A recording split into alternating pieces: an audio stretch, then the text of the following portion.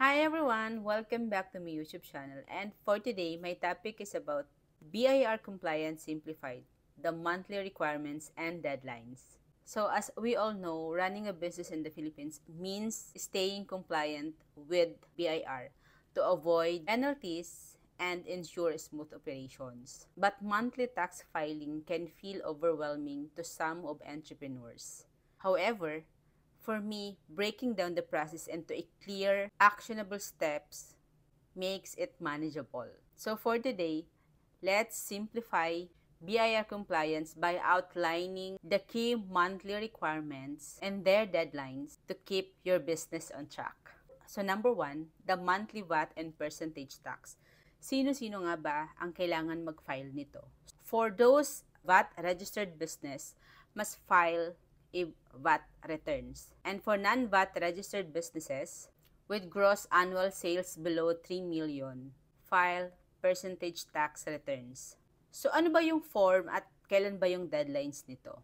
Para po sa VAT, Form 255Q, and the deadline po nito is every 25th day of the month following the applicable quarter. For the non-VAT naman po, or the percentage tax, Form 2551Q. And yung deadline niya rin po, or we have to file every 25th of the month following the applicable quarter.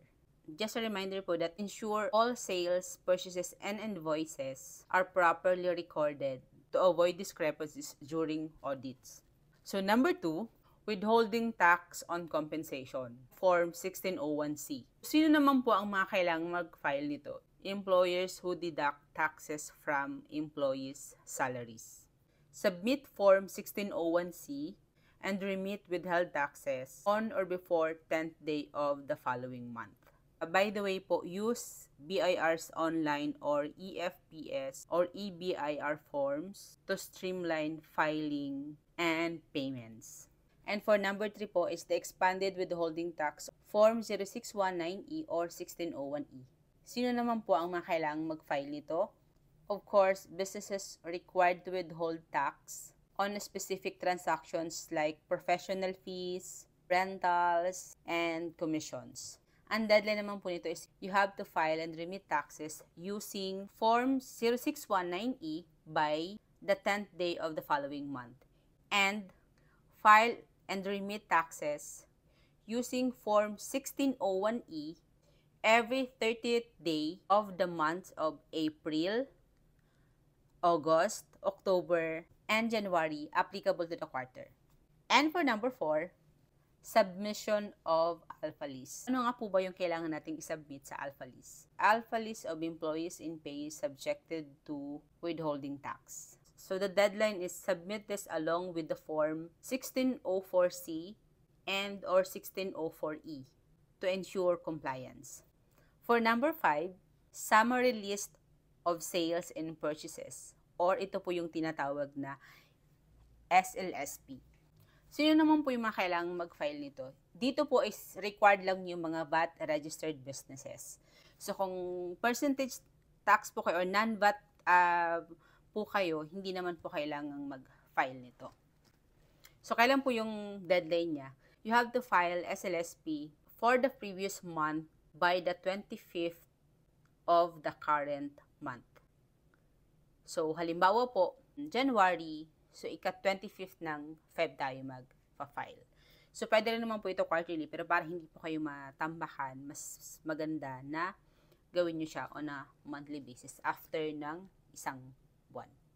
Number 6, Lease Information Statement or the LIS. Sino po yung mga dapat mag-file dito? Ito po yung mga businesses na engage sila sa leasing industry. So, halimbawa, ikaw po, nagpapaupa ka ng isang building, required ka na twice a year po itong pinafile. So, ang submission po nito is every 30th of January and I think July. Para po na-update kung ilang sa building mo ang nag-uupa. For number 7 is the inventory list. Sino naman po ang mga dapat mag-file ng inventory list? These are the companies with tangible assets rich balance sheets. Companies in industries such as manufacturing, wholesaling, retailing, real estate, and services. So, yun po sa yung mga nabanggit ko. Ang deadline naman po nito or yung submission nito is within 30 days after the end of the company's financial year. So this usually means January 30th of the following year. And number 8 is the payment of other taxes if applicable lang po.